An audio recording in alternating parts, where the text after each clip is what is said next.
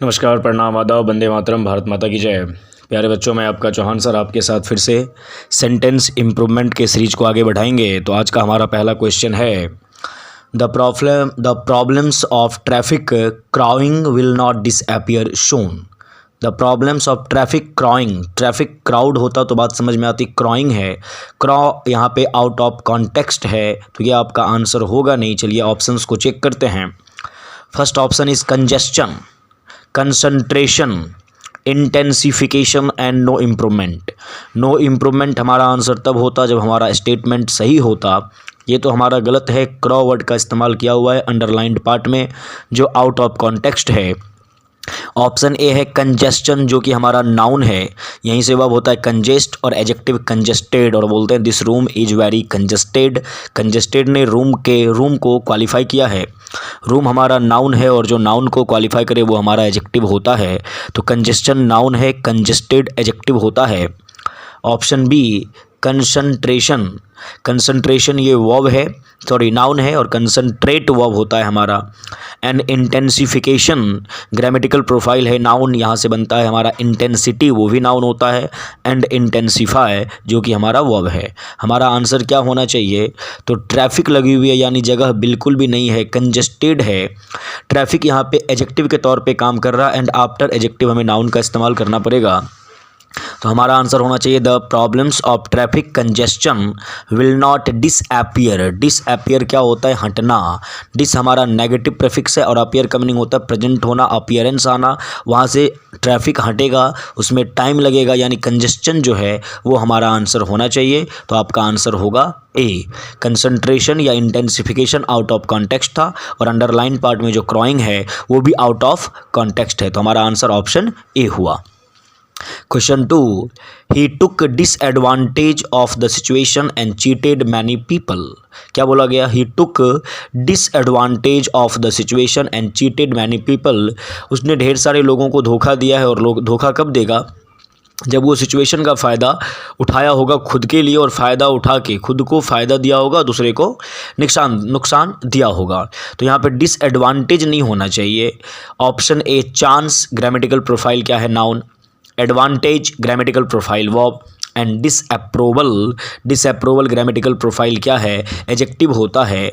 Approval यहाँ से approve बनता है जो कि हमारा वर्ब होता है, और डिस नेगेटिव प्रीफिक्स है, डिसअप्रूवल यानी अस्वीकृति। एंड ऑप्शन डी हमारा नो इम्प्रूवमेंट है।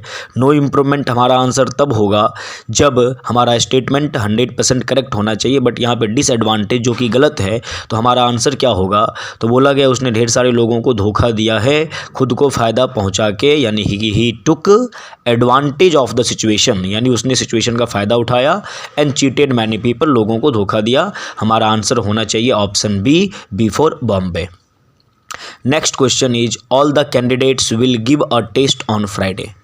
All the candidates will give a test on Friday. हम लोग हिंदी अनुवाद करते समय बोलते हैं कि हम टेस्ट देते हैं, लेकिन अगर बात को समझा जाए हम टेस्ट देते नहीं, टेस्ट हम लेते हैं। हमने जो भी पढ़ा उसका एग्ज़ाम देते हैं, जो भी हमारा होता है। तो जो टेस्ट होता है वो हम खुद का टेस्ट लेते हैं कि हमने कितना सीखा है। तो टेस्ट गिव अ टेस्ट नहीं होता, टेक अ टेस्ट कोलोकेशन के सेंस में इस्तेमाल किया जाता है। गिव अ टेस्ट बोलना गलत है, टेक अ टेस्ट होना चाहिए। हमारा आंसर होगा ऑप्शन बी। सारे ऑप्शंस को चेक कर लेते हैं। ऑप्शन ए है अपीयर, ग्रामेटिकल प्रोफाइल है वर्ब, यहीं से नाउन बनता है अपीयरेंस। टेक ये भी वर्ब है, एंड एक्सेप्ट ये भी हमारा वर्ब है, और एक्सेप्ट से नाउन होता है एक्सेप्टेशन जो कि हमारा नाउन है। तो गिव अ टेस्ट नहीं करना होता है, टेक अ टेस्ट, टेस्ट लेना। और all the candidates take a test will take a test on Friday. तो हमारा आंसर बी होगा, बिफोर बॉम्बे। नो इम्प्रूवमेंट की चर्चा करेंगे नहीं, क्योंकि नो इम्प्रूवमेंट तब होता है जब हमारा स्टेटमेंट बिल्कुल सही होता है। Next question is educational facilities in under developed nations are often limiting.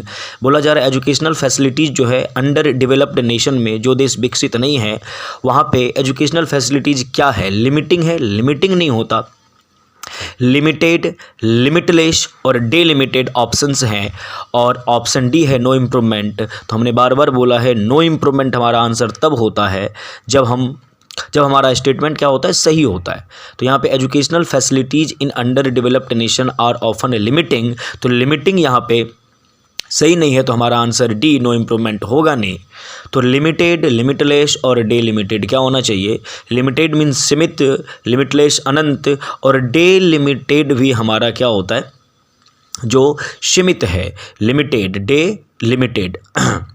यानी कि educational facilities in under developed nation are often limited, बिल्कुल जो अंडर डेवलप्ड नेशन है, जिसके पास सारी सुख सुविधाएं नहीं हैं, खाने को नहीं है, पहनने को उतना नहीं है, वो एजुकेशनल फैसिलिटीज़ को लिमिटलेस कैसे करेगा? वहाँ पे लिमिटेड होनी चाहिए, तो हमारा आंसर होगा ऑप्शन ए, लिमिटेड। और ऑप्शन सी, डे लिमिटेड को देखा जाए तो डी मेरा नेगेटिव प्रीफिक्स है, और लिमिट मतलब लिमिट करना होता है, जो लिमिट नहीं है, यानी लिमिटलेस से ही रिलेटेड हमारा होता है। And last one is doctors are known for their illegible hand writing, doctors are known for their illegible hand writing.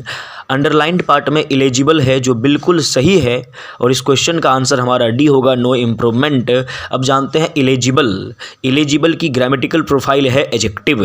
किसी भी वर्ड के एंड में A B L E suffix हो या I B L E suffix हो, grammatical profile होती है adjective. तो इलेजिबल की ग्रामेटिकल प्रोफाइल एडजेक्टिव है। Option A, ineligible, grammatical profile adjective है। Option B, eligible, grammatical profile adjective है। एंड ऑप्शन सी, इनकॉरिजिबल, इसकी भी ग्रामेटिकल प्रोफाइल एडजेक्टिव है। अब देखते हैं, ग्रामेटिकल प्रोफाइल तो सभी वर्ड्स का सेम है, मीनिंग को ध्यान दिया जाए तो अंडरलाइंड पार्ट में जो स्टेटमेंट में है, doctors are known for their illegible, illegible का मतलब होता है अपठनीय, that can't be read easily, जिसे आसानी से पढ़ा ना जा सके, इज कॉल्ड इलेजिबल, अपठनीय। तो डॉक्टर्स जो जाने जाते हैं, उनकी जो हैंड राइटिंग होती है, उन्हें आसानी से हर कोई नहीं पढ़ सकता, तो इलेजिबल हैंड राइटिंग होती है, तो बिल्कुल सही है मामला, आंसर होना चाहिए no improvement.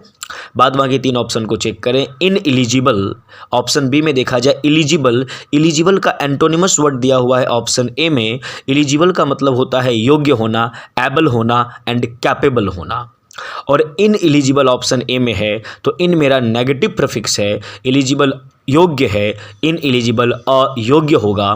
And option C, incorrigible है, इनकॉरिजिबल में देखा जाए तो COR बीच में रूट वर्ड आ रहा है, यहीं से क्या बनता है, करेक्ट, करेक्शन, सही होना।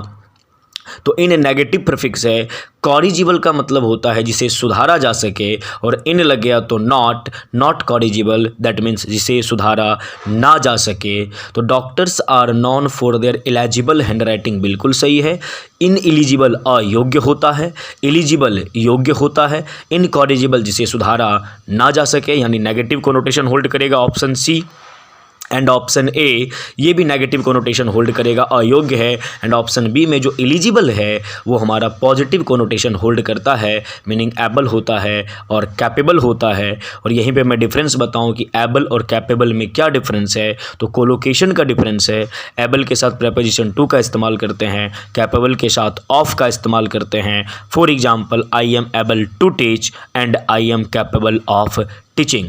तो प्यारे बच्चों, आपने फिर आज सेंटेंस इम्प्रूवमेंट के सेट को आगे बढ़ाया। हम आपसे पर डे मिलते हैं, डेली मिलते हैं, डेली मिलते रहेंगे, ऐसा हमारा आपसे वादा है, दावा है। आप भी हमारे चैनल पे आके वीडियो को देखा करें, चैनल को सब्सक्राइब करें, वीडियो को शेयर करें और सीखते रहें, सिखाते रहें। Thank you.